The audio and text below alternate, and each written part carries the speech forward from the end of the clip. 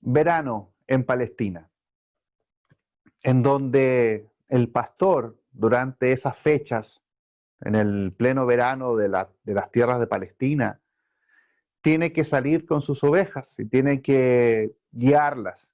Al igual como ven ahí en la fotografía, el pastor tiene que ir adelante y tiene que realizar un viaje con las ovejas. Y ocurre precisamente en esa fecha del año. Y tiene sentido porque la primavera pasada dejó los campos al descubierto. Ya no es tan verde, ya no es un lugar tan acogedor. Por lo tanto, en pleno verano, el pastor de las ovejas tiene que sacarlas del redil y tiene que hacer un viaje con las ovejas. Tiene que llevarlas a la parte alta de los montes, porque allá arriba, en las montañas, todavía hay verde. Por lo tanto, el verdadero pasto y la verdadera alimentación está allá arriba, en las montañas. Y tiene que realizar un viaje bastante riesgoso, en donde tienes que hacerla subir por las montañas para poder llegar a esas praderas que las ovejas realmente necesitan. De hecho, el pastor cuando haga ese viaje va a estar casi entrado el otoño, va a estar por varios meses con las ovejas en esta altura de las montañas, en donde el pasto todavía es verde. Y es que no hay opción, es que es la única forma de que las ovejas puedan seguir viviendo. Además que el pastor de las ovejas quiere lo mejor para ellas. Por lo tanto, las va a llevar a este viaje. Es un viaje complejo, es un viaje lleno de temor, es un viaje escabroso. De ahí tenemos, ¿verdad?, tantas parábolas en donde las ovejas se pierden y el pastor tiene que ir a buscarlas. Es precisamente en estos viajes que son un tanto complejos para poder llevar a las ovejas a un lugar donde esté el pasto verde, que no encuentra allá abajo. Y no todos los pastores lo hacen, ¿ah? Hay pastores que simplemente no se arriesgan a hacer este viaje con sus ovejas. ¿Por qué? Porque el viaje es largo, porque en el camino hay ciertas plantas que pueden infectar a las ovejas. Hay senderos que son estrechos, hay valles que son tenebrosos. Por eso hay ciertos pastores que no toman este viaje con sus ovejas, sino que, bueno, se quedan con las desprovistas praderas de la parte inferior. Pero el buen pastor no se conforma con eso. El buen pastor no quiere que nosotros tengamos los restos o que nosotros tengamos lo que sobró, sino que el pastor con su vara y con su cayado va empujando a las ovejas para que vaya y cruce por estos lugares difíciles y que las ovejas puedan cruzar por estos valles que muchas veces están llenos de sombra y también muchas veces están llenos de muerte. Quizás en esto pensaba David cuando llegamos al versículo 4 de nuestro tan querido Salmo 23, en donde dice el versículo: aunque ande en valle de sombra de muerte, no temeré mal alguno, porque tú estarás conmigo. Tu vara y tu cayado me infundirán aliento. Y eso es lo que hace el pastor. Cuando escasea el pasto verde abajo, toma las ovejas y lo lleva por estos caminos que son difíciles, por estos caminos que están llenos de sombra y que están llenos de muerte. Yo creo que estos versículos nosotros siempre los hemos leído en los funerales muchas veces, cuando fallece un ser querido, en donde buscamos algo de tranquilidad, muchas veces para los viudos, para las viudas, para los huérfanos. Encuentran muchas veces confort y alivio en estos versículos. Porque la verdad, queridos hermanos, que hay una carga que nosotros normalmente tenemos en este viaje, y es la carga de la muerte. Porque la verdad, queridos hermanos y hermanas, que solamente hay algo cierto en la Biblia. Hay algo cierto en la Biblia, que todos vamos a morir. Y yo creo que en eso está pensando justamente este pastor, ¿verdad? David, pensando en esta alegoría con las ovejas, de que todos en algún momento vamos a morir, que todos en algún momento vamos a pasar por este valle de sombra y muerte. Y es precisamente por esta misma alegoría en donde el Señor Él no quiere que nosotros nos acomodemos tanto en esta vida, sino que el Señor tiene un lugar mejor, un lugar alto, un lugar distinto hacia donde Él nos quiere llevar. Pero sin duda, queridos hermanos, aunque creamos en Cristo, fíjese usted, es normal sentir miedo ante la muerte. Es normal. Porque cuando nosotros vamos a morir, es el momento en el cual vamos a tener que separarnos de esta vida. Es el momento en el cual vamos a tener que despedirnos.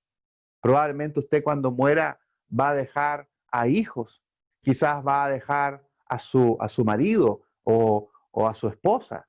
Quizás cuando usted muera va a dejar algunas cosas pendientes que quizás le hubiese gustado hacer.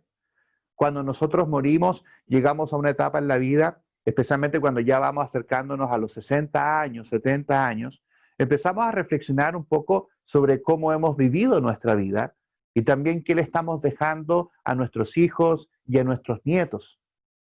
E insisto, le tenemos miedo a la muerte. Y no tiene nada que ver con ser o no cristiano. Tiene que ver simplemente porque vamos a experimentar algo que nosotros no conocemos, algo que nosotros no sabemos. Hemos leído de la muerte, sabemos qué pasa después de la muerte, podemos aprender sobre el Hades, podemos aprender sobre el paraíso, pero lo que no podemos aprender es qué se siente morir. ¿Usted sabe lo que se siente morir? Probablemente no, yo tampoco lo sé. ¿Se acuerdan la clase de anoche que hablábamos sobre la ansiedad? Que se refería a esta sensación que sucede cuando nos vamos a enfrentar a algo que es completamente incierto.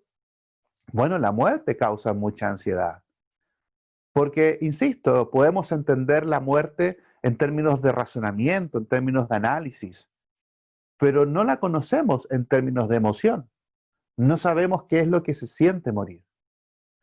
Y la verdad, queridos hermanos, entendiendo este valle de sombra y muerte, todos tenemos que pasar por él. Y es básicamente porque el Señor quiere llevarnos a un lugar mejor. El pastor por excelencia no se siente conforme con dejarnos en un terreno en donde las cosas escasean, sino que el Señor quiere llevarnos a un pasto que es mucho mejor, a un lugar distinto. Pero para eso tenemos que cruzar este valle de sombra y muerte. Tenemos que morir para poder llegar a ese lugar distinto y ese pasto de verdad verde que el Señor tiene preparado para nosotros. Podríamos haber pasado el día de hoy sin pensar en ello, pero es una verdad muy cierta de que sobre la muerte todos tenemos que enfrentarla. Todos tenemos que enfrentar la muerte. Una vez yo escuché una canción que decía algo muy cierto, una canción que decía que la muerte está tan segura de vencer que nos da una vida de ventaja. Muy cierto. Me quedé pensando en esa frase y dije, claro, en realidad lo único que es certero que tenemos en la vida es que vamos a morir. Es lo único que yo sé de la gente, lo único que yo sé de usted, de mí, lo único que sabemos, que todos tenemos que enfrentar la muerte. Y probablemente esa es la carga que también nosotros llevamos en este peregrinaje de la vida. ¿Cómo será morir? ¿Cómo será también morir ahora? ¿Me gustaría morir hoy? Hágase usted esa pregunta. ¿Le gustaría a usted morir en este instante?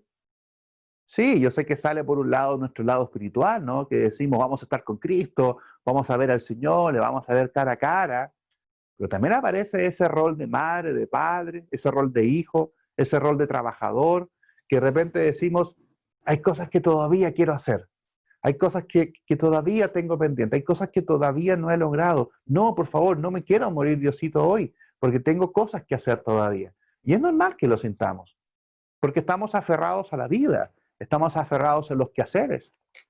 Yo tengo todavía muchos planes que hacer, ¿cierto? Tengo planes que probablemente con mi familia, con mi esposa, con mis hijos, usted también los tiene.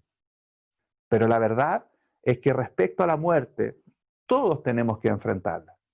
Todos tenemos que cruzar por este valle de sombra y este valle de muerte. De hecho, eso es lo que plantea el libro de Hebreos en el capítulo 9, en el versículo 27. Dice, y así como está establecido que los seres humanos mueran una sola vez y después venga el juicio. Fíjese lo que dice el versículo. Dice que está establecido que los seres humanos, que todos los seres humanos mueran. Me encantaría que ese versículo dijese de otra forma, ¿no? Está establecido que las personas que no se cuidan en la alimentación, ellos van a morir. Está establecido que aquellos que no toman sus vitaminas, ellos van a morir. Está establecido que aquellos que comen 3 tortas de 3 leches, ellos son los que van a morir porque tienen el colesterol alto. Me encantaría que el versículo dijera eso, pero no es así. El versículo dice que todos los seres humanos está establecido de que mueran. Por lo tanto, estas, como son palabras de Dios, entendamos que la muerte es parte del plan de Dios. Cuando cargamos con las cargas de la enfermedad, estoy seguro que muchos hemos sentido eso, enfermedades, por ejemplo, como diabetes, o quizás cualquier tipo de enfermedad que en definitiva nos hace sentir débiles. Yo siempre he creído, queridos hermanos, que la enfermedad es un recordatorio. Es un recordatorio del Señor que de alguna forma nos quiere decir, no te acomodes tanto en esta tierra. No, tú quizás estás en ese sillón tan cómodo hoy en día sentado, ahí hay una enfermedad para que te acuerdes que no es el plan de Dios que tú vivas en esta tierra, que tú vivas en este cuerpo. El Señor tiene otro plan para ti, tiene otra idea, tiene algo mejor para ti. Dice el libro de Eclesiastés que el Señor ha puesto eternidad en nuestros ojos. Busque por ahí ese versículo, es poco conocido, pero dice que el Señor ha puesto eternidad en nuestros ojos. Porque el Señor en nosotros ha puesto el deseo de que nosotros vivamos eternamente, no que estemos en esta tierra, que no vivamos siempre acá. Por eso nos enfermamos, por eso muchas veces estamos cansados, porque el Señor nos está mandando un recordatorio de que aquí no es el plan. El Señor tiene un plan distinto, como dice Hebreos 9:27, está establecido que los seres humanos mueran. Eso está establecido, es algo cierto.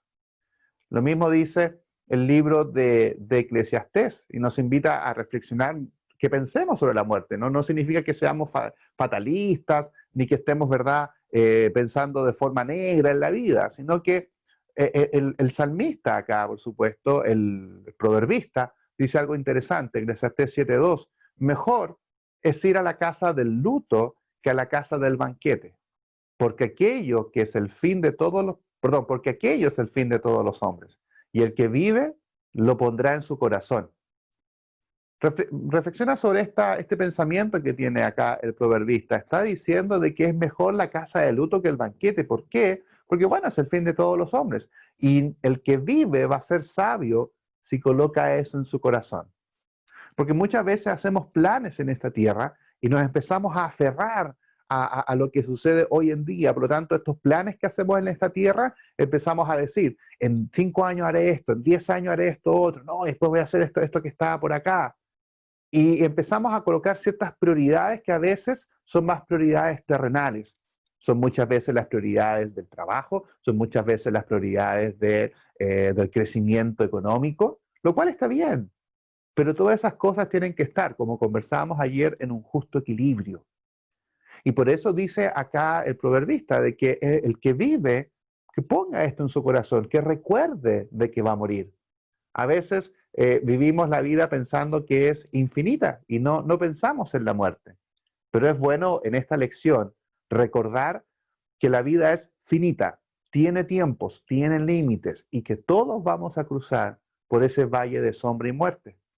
Lo recuerda nuevamente Salmo capítulo 90, un salmo de Moisés. Él recuerda y dice, enséñanos de tal modo a contar nuestros días que traigamos al corazón sabiduría. Por eso es tan importante pensar de que vamos a morir en algún momento, porque eso también está hablando de dónde tomamos cómo tomamos nuestras decisiones, en qué ponemos nuestra fe, cuáles van a ser las cosas más importantes para nosotros. Insisto, hermanos, podríamos haber pasado el día sin hablar de la muerte. No sé cuántos de ustedes se sientan los domingos a almorzar en familia y usted le dice a la familia, bueno, hablemos de la muerte.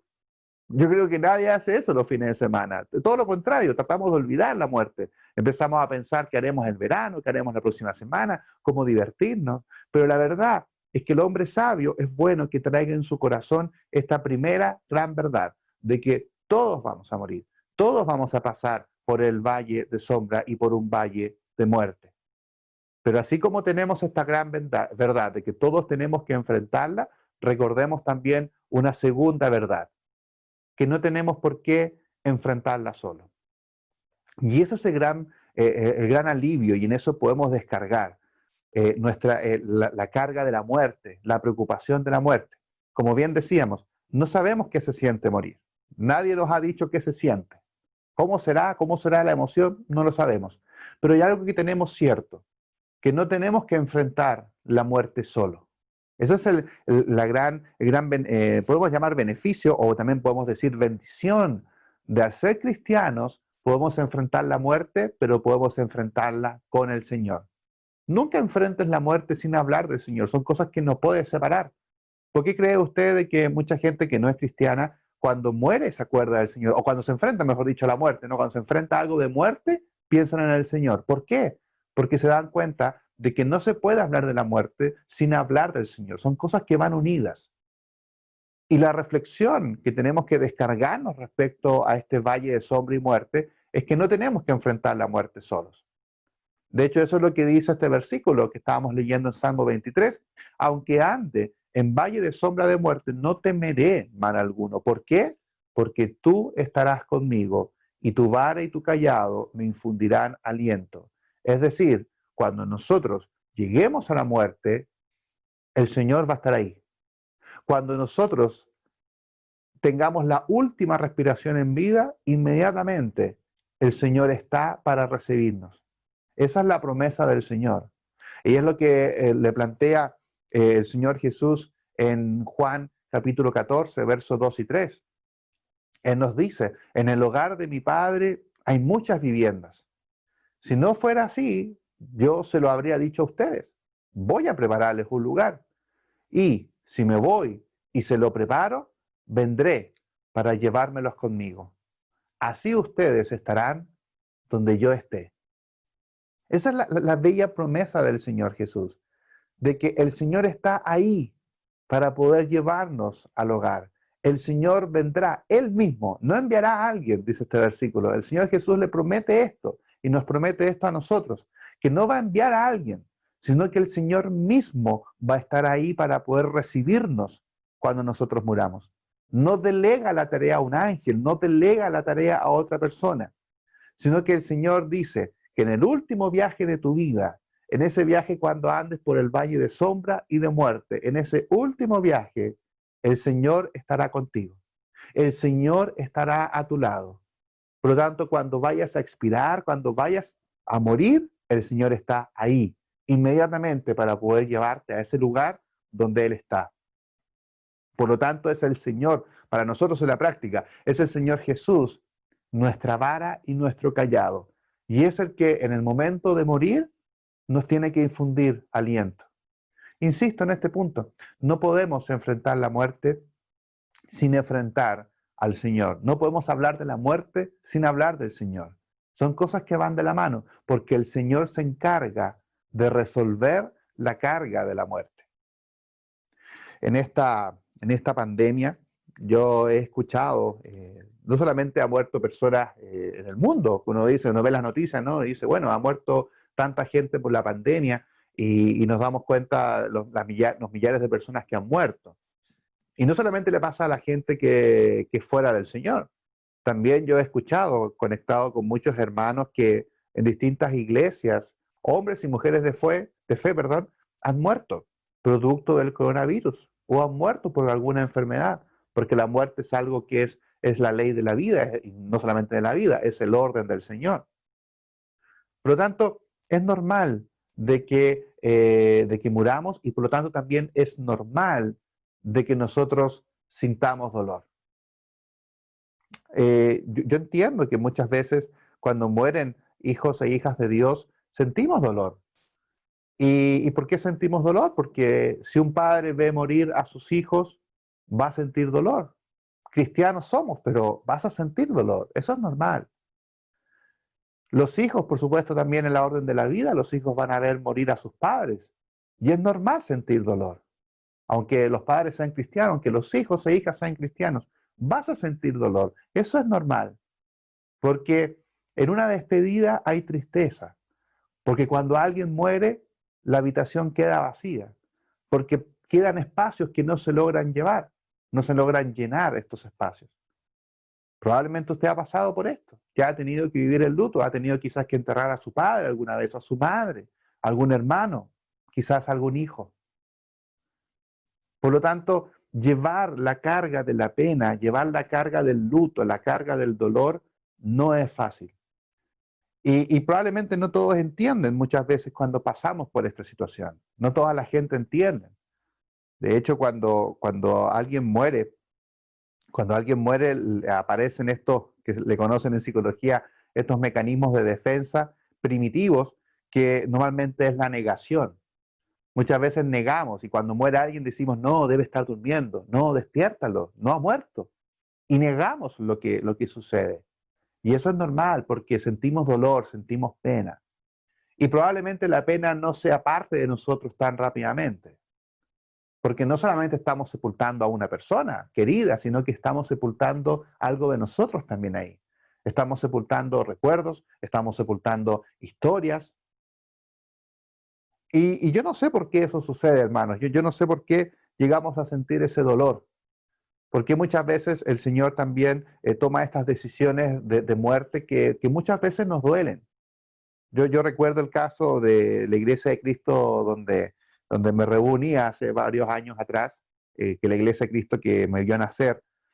Recuerdo un matrimonio cristiano. Ambos estaban, por supuesto, bueno, se habían casado, no tenían hijos y querían tener hijos, querían tener familia, pero nuestra hermana en ese tiempo tuvo 3 pérdidas antes de tener un hijo, 3 pérdidas. Y la iglesia del Señor, cuando sabíamos que estaba embarazada, no esperanzábamos y tenía pérdida. Y era un dolor tremendo para la iglesia. Y muchos de nosotros nos decíamos, pero ¿por qué pasa esto, no? ¿Por qué el Señor toma estas decisiones? El Señor gobierna todo. ¿Por qué el Señor toma esta decisión y lleva esta pena a las familias? ¿Y qué es la pena de la muerte? No sé por qué el Señor hace eso, la verdad. Nos sentimos un poquito como Job. No sabemos por qué pasan las cosas que están sucediendo. Pero sí hay algo que tenemos que analizar de la muerte. Y hay algo que está asociado a la característica de Dios. Que Dios, punto número 3, Dios es bueno con la muerte. Y me gustaría hacer un pequeño paréntesis reflexionando cómo el Señor es bueno. Y en todo lo que hace el Señor es bueno. No hay nada que haga mal. Todo lo que hace el Señor es bueno. Varios versículos hablan de esto. Salmo 25, versículo 8 dice, bueno y justo es el Señor. Por eso les muestra a los pecadores el camino. Recalco lo que dice ahí. El Señor es bueno y el Señor es justo. Todo lo que hace el Señor es bueno y es justo. El mismo libro de Salmo, el 34:8, dice, prueben y vean que el Señor que es bueno. Dichosos los que en Él se refugian. Nuevamente, todo lo que hace el Señor siempre es bueno. Y el salmista nos invita a probar esto, a analizar esto. Vean que todo lo que hace el Señor es bueno. Lo dice nuevamente en el capítulo 73 de Salmo. Ciertamente es bueno Dios para con Israel, para con los limpios de corazón. Recalco, ciertamente, de verdad, no hay cuestionamiento que el Señor es bueno. Y también nuevamente en el capítulo 106, versículo 1, dice, aleluya, alabad a Jehová porque Él es bueno, porque para siempre es su misericordia. Y podríamos citar varios versículos que recalcan que el Señor es bueno, que todo lo que hace el Señor es bueno. No hay nada que el Señor haga o no haga que no tenga sentido. Podemos confiar con estos versículos que todo lo que hace el Señor, reitero, es bueno. Pero usted me puede preguntar entonces, ¿cómo puede ser buena la muerte? ¿Cómo puede ser buena la muerte? ¿Cómo el Señor puede dar la muerte como algo bueno si normalmente sentimos dolor? Permítame contarles una pequeña historia. Como les contábamos, con mi señora tenemos una hija. Hoy en día tiene ya 9 años. Y quizás algunos que estén aquí escuchando, que cuando fueron padres por primera vez, pueden conectarse muy bien con esta historia. Afortunadamente no estábamos en pandemia, así que hace 9 años atrás el doctor me colocó una vestimenta especial de todas maneras, propia del sector de operaciones. Y bueno, me dieron la tarea, como mi señora iba a tener a nuestro bebé, mi tarea era la cámara de fotos. Esa era mi tarea. Eso es lo que hace el hombre cuando entra a la sala de parto, ¿cierto? No tenemos nada más que hacer que sacar fotos. Eso es lo nuestro, porque en realidad la mujer y los doctores son quienes se llevan el trabajo duro, el trabajo pesado, por supuesto, en esa situación. Y claro, yo iba con la cámara de fotos, estoy acompañando a mi señora en el momento del parto, un momento muy, muy bonito y muy emocionante. Nace nuestra hija Emma, Emma se llama nuestra gorda, y nace Emma. Y el doctor, bueno, lo primero que hacen los doctores, te la pasan, es peculiar eso, no te entrenan para ese tipo de cosas. Y el doctor te dice, bueno, tome a su hija. Y yo con un nerviosismo tremendo, bueno, ya, tomé a mi hija, el mundo se me caía a pedazos porque en realidad no sabía qué hacer. Hasta que prontamente me quitó ese pequeño sufrimiento el doctor y me dijo, colóquelo en esta cuna. Y la cuna precisamente era como era cuna en altura que tenía ruedas. Por lo tanto, me dice el doctor, ok, lleve a su hija y muéstrelo a sus familiares. Que mis familiares, por supuesto, estaban un poco más allá y estaban al otro lado del vidrio y había más gente, porque obviamente no era la única niña que estaban haciendo en ese momento, así que era el sector donde estaban todos los familiares esperando y el doctor me permite llevar a mi hija en este carrito, ¿verdad? Con ruedas, esta cuna con ruedas, para que lo viese mi familia. Y cuando me acerco al sector con mi hija en esta cuna con ruedas, veo que mi familia se acerca y ve a nuestra hija recién nacida. Para algunos su nieta, para algunos su sobrina, ¿cierto? Recién nacida. Yo estaba todavía con la cámara de fotos. Insisto, mi labor era sacar fotos. Es lo único que yo podía hacer porque no, para nada más servimos los hombres cuando pasamos en esas circunstancias. Así que yo sacaba fotos. Y lo que me llamó la atención fue que le miré las caras a mi familia. ¿Qué caras colocaron ellos cuando vieron a mi hija cuando nació? Y yo le saqué una foto. Yo le saqué una foto porque nunca había visto la sonrisa en sus caras de la forma en como lo había visto en ese momento. Y aquí les quiero presentar esa foto que yo saqué en esta historia. Ahí les voy a presentar un poco la gente que está ahí en la fotografía. De izquierda a derecha, al lado izquierdo está mi madre, que está conectada con nosotros también, así que quizás no se acordaba de esa foto. Mi madre está ahí con una sonrisa grande, ¿verdad? Siguiendo de izquierda a derecha está mi cuñado, está también mi suegra, ¿verdad? Está al otro lado mi cuñada y después está un tío de mi señora. Y hay otras personas atrás que no tengo idea de quiénes son. No son parte de la familia, pero por supuesto estaban ahí probablemente esperando el nacimiento de otra persona. Pero fíjense la alegría que genera el nacimiento. ¿Usted sabe por qué Dios es bueno? Porque la muerte es una sala de parto. La muerte es la maternidad para el Señor. Cuando nosotros estamos a punto de morir, en el cielo, al menos así yo me lo imagino. No sé ustedes, pero yo me lo imagino así. Me imagino a los ángeles, me imagino a todas las personas que están ahí en ese seno de Abraham, a todas las personas que están esperando por nosotros. Y cuando nosotros morimos, volvemos a vivir y entramos a esta maternidad y la gente nos recibe con alegría, con felicidad. Muchas veces en la muerte nosotros nos lamentamos que alguien haya muerto, pero la verdad que la persona que murió en Cristo ni siquiera se acuerda de nosotros. ¿Por qué digo eso? No por un tema teológico, sino que está tan feliz, está tan contento que él ha sido el primero o ella ha sido la primera en encontrar el consuelo que necesitaba. Nosotros estamos mirando el suelo llorando, pero quien ha muerto en el Señor levanta sus manos y está contento, está feliz porque volvió a nacer. Y es así como sonrisas te reciben en el cielo. Y por supuesto, el Señor está ahí contigo.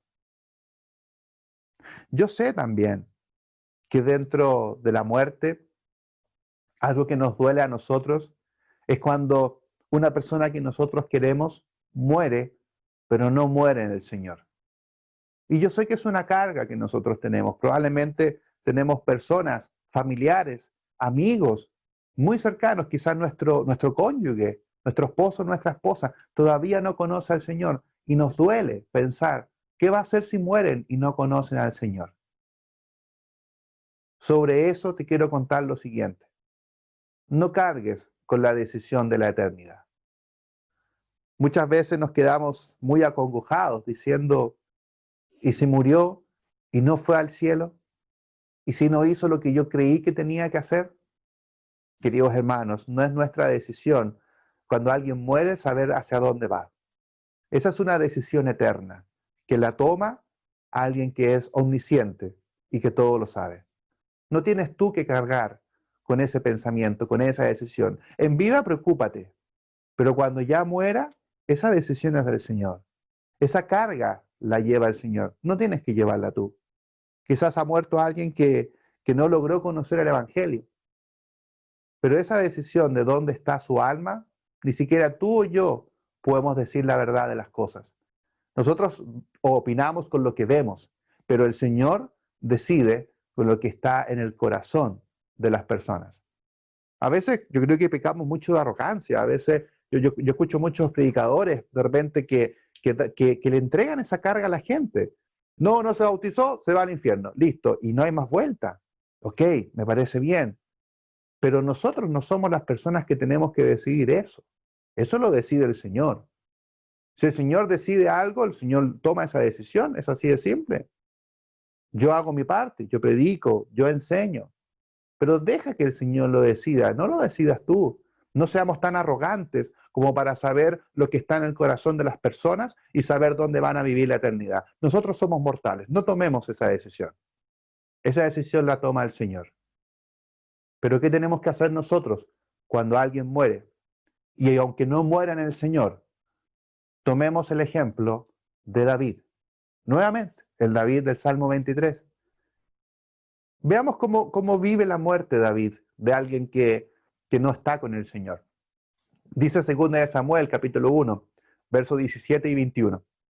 David compuso este lamento ¿en honor a quién? En honor a Saúl y a su hijo Jonatán. Lo llamó el Cántico del Arco y ordenó que lo enseñaran a los habitantes de Judá. Hay montes de Gilboa, que no caiga sobre ustedes lluvia ni rocío, que no crezca el trigo para las ofrendas, porque allí deshonraron el escudo de Saúl, allí quedó manchado el escudo de los valientes. Si usted recuerda la historia de Saúl, uno podría decir, Saúl se la farrió, como decimos en Chile, porque terminó siendo, y fue por supuesto el primer rey de Israel, pero mire cómo terminó su vida. Un poco loco, persiguiendo a David, teniendo una obsesión, el Señor simplemente lo abandonó. Para encontrar respuestas a su situación actual, buscó en una adivina, a ver, porque ya nadie, los sacerdotes ni el efod le hablaban a Saúl. Por lo tanto, él busca tratar de tener respuestas en una adivina. La adivina le dice lo mismo, Dios te abandonó. Y al final Saúl termina quitándose la vida, lanzándose en la lanza, para la redundancia, de uno de sus enemigos. Usted puede decir, Saúl es deshonroso. Saúl muere en el pecado. Sí, Saúl muere de hecho siendo abandonado por el Señor. Pero David no anda diciéndole a la gente dónde está Saúl. No es su labor. ¿Qué tiene que hacer Saúl? David, perdón, ¿qué tiene que hacer David? Como digo, no contarle a la gente qué pasó con Saúl. Lo que tiene que hacer David es llorarle. Eso es lo que él tiene que hacer. Y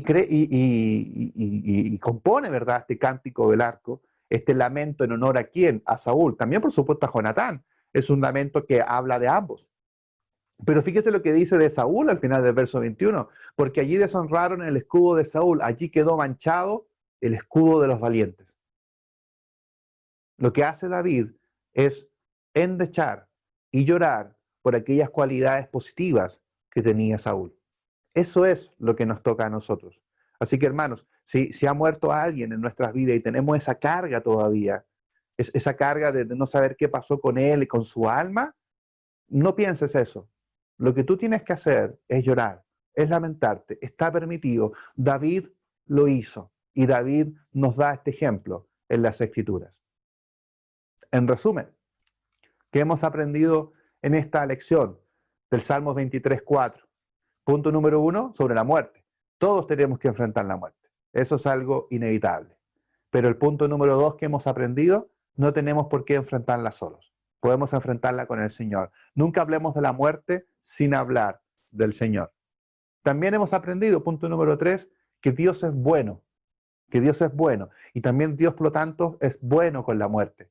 Porque es una solución al crudo pasto que tenemos en la vida terrenal. Y por supuesto, es una tremenda bendición nacer nuevamente en esta sala de parto espiritual. Y cuarto, no cargues con la decisión de la eternidad. Déjasela al Señor.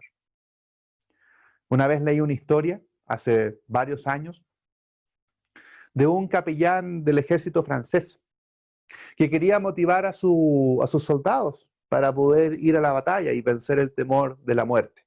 Y el capellán de este ejército francés le enseñó a sus jóvenes soldados las primeras frases del Salmo 23. El Señor es mi pastor.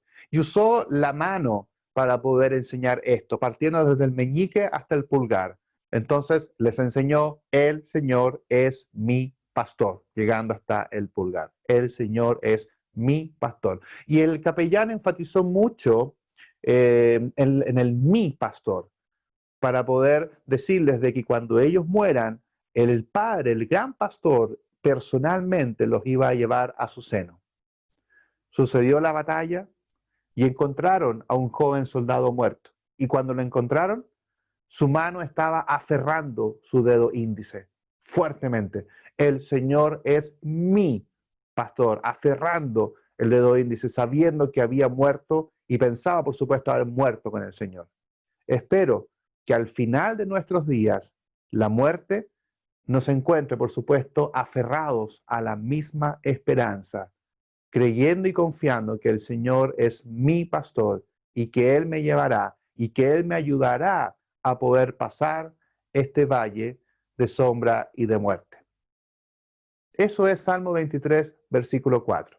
Nos quedan todavía algunos versículos que vamos a estudiar el día de mañana, en la última lección, y que es mi esperanza que una vez terminadas estas lecciones podamos leer nuevamente el Salmo 23, pero ya con una perspectiva distinta, y volver a encantarnos con este viejo amigo de las Escrituras.